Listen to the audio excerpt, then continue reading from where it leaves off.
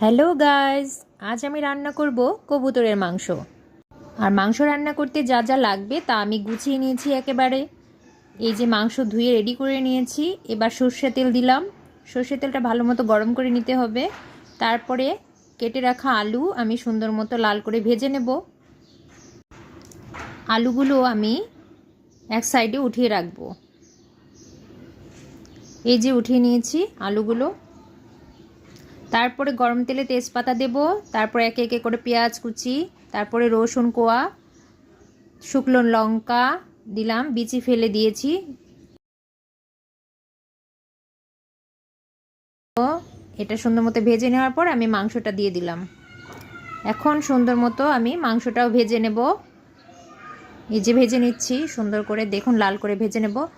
এরপর আমি মাংসতে যে মশলা লাগে সেটা আমি দিয়ে নিয়েছি। হলুদ, মরিচ, ধনে গুঁড়ো, জিরে গুঁড়া, তারপর আদা রসুন বাটা দিয়ে সুন্দর মতো কষিয়ে নিলাম। এই যে হয়ে